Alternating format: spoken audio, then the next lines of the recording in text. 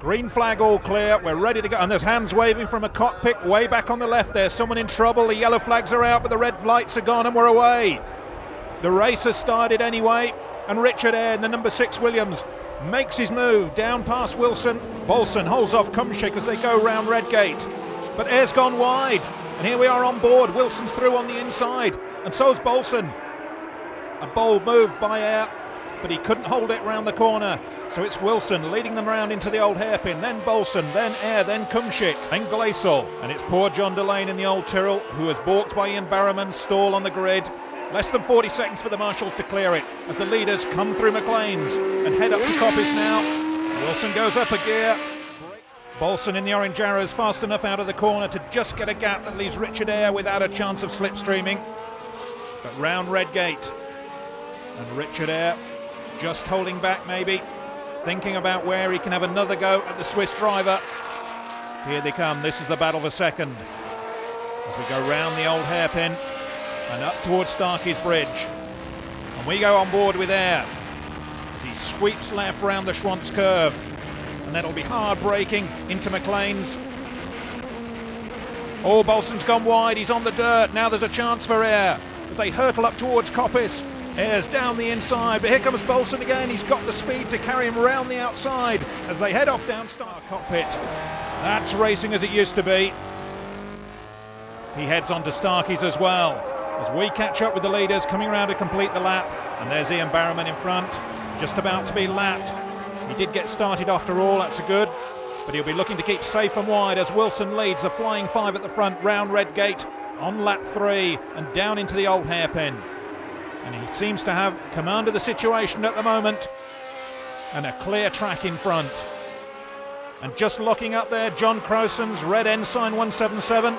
He was fortunate to make the start for Eyre to get into the slipstream zone. Wilson meanwhile pushing on, constant pressure in this top 5. And the pressure looks like it's too much for Christian Glaisel's Brabham. That's a shame, he was in 5th and running well.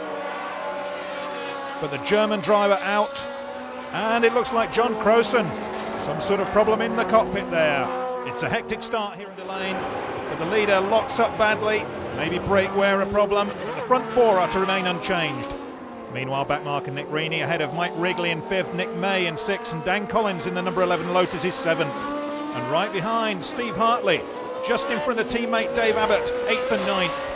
And as we said before, these two always neck and neck, and Hartley here got the drop on Abbott off the start, and now he's intent on catching that group in front.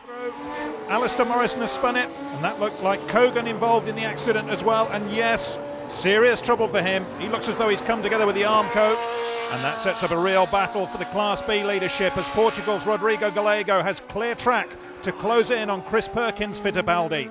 And a lap later, the yellows at Goddard's allowed Gallego to close right up. And he came onto the Wheatcroft straight with enough momentum to pick his time and pull alongside Perkins down towards Redgate, where the Portuguese driver was clear ahead to take over 9th place and the Class B leadership. The question was whether Perkins could now hit back at him. Into Goddard's. Can he make it stick? He does. And Hartley will be furious with himself after being so race perfect so far. Down this straight they go. What can Hartley do about this now? Abbott's got the momentum into Redgate. Hartley cuts in, he throws it in.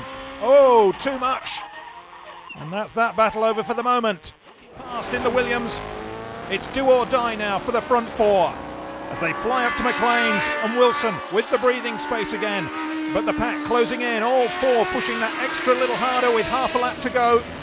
Up they go to Coppice, on board with Richard Eyre. He's been chasing Bolson's tail all afternoon after that first corner mistake.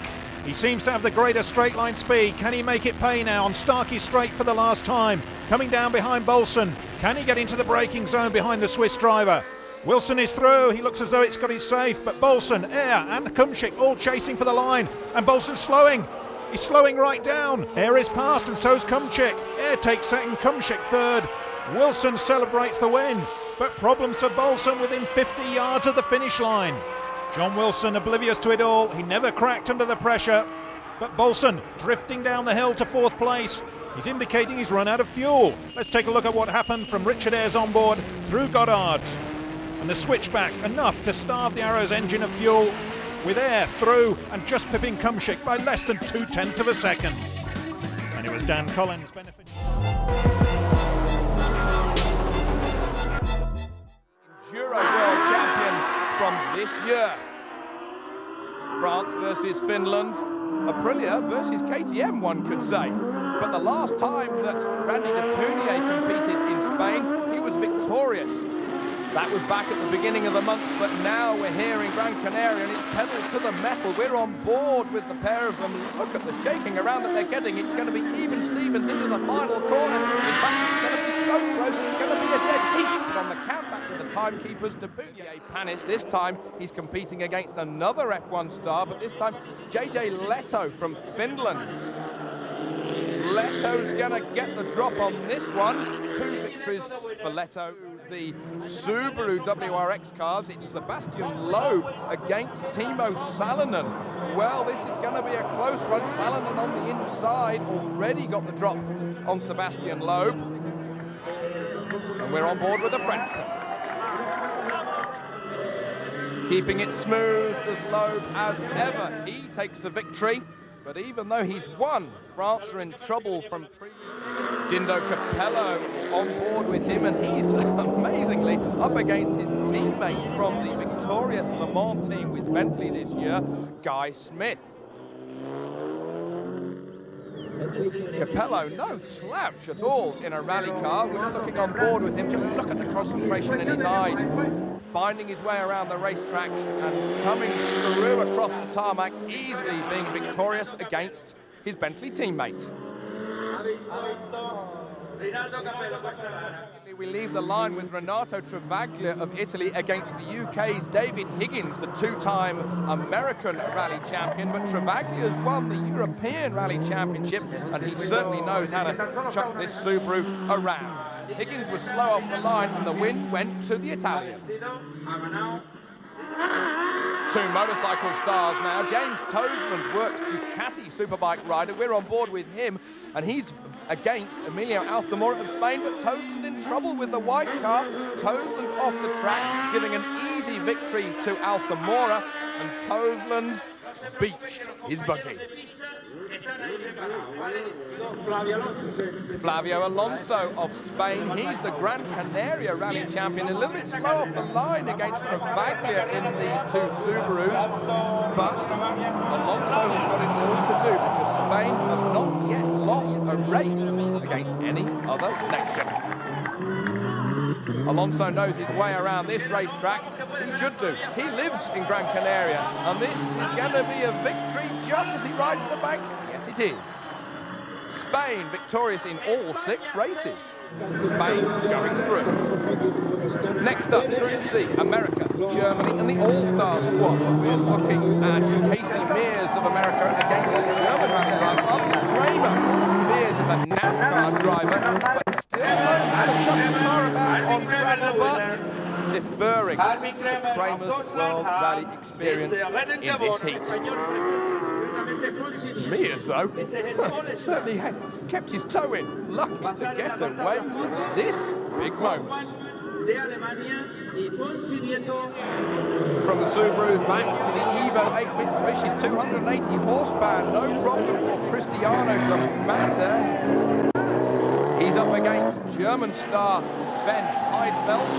And from Brazil, the All-Star squad, victorious. Against the American Casey Mears. The Mears American racing dynasty certainly knows how to chuck the car about on gravel. We're on board with Panizzi, grabbing the gears, on the brakes, opposite lock, into the far left-hander, really going around, but nearly going turtle was Casey Mears, again having a big moment, the rear bumper being ripped off the car. No problem for Panizzi, the Catalan World Rally winner this year. Victorious is rare for the All-Stars squad. Finals, it's going to be the first team to get 3 victories that go forward to the final. First off, Sweden versus Spain. Tony Rickardsson of Sweden, Speedway World Champion hero, against Emilio Altamora, who is proving to be very quick indeed here in Cran Canaria at the Michelin Race of Champions this weekend. Altamora in the red car. He may be very quiet when he's off a motorcycle or out of a car, but my goodness me, he is absolutely stunning. Just look at the speed that Altamora carries to come over the line victorious. Next up, we've got Oriol Servia of Spain versus Björn Verdheim. Servia looking to be in control with this one. Verdheim, we're on board with him as he's battling with 280 horsepower. Servia victorious. Next up, the Peugeot WRC cars. Carlson on the left, and then we have Alonso on the right-hand side. But for the Swede, this is his first drive in one of these French WRC cars. He's going to be doing over half of the 2004 World Rally Championship in one of these Bosian prepared machines, and he's certainly got his toe in, but the local knowledge of Alonso here in Cran Canaria is going to be taking him very strongly into the final corner. It's going to be touch and go. How close is this? Alonso just gets the win, but what a performance from Carlson. Spain.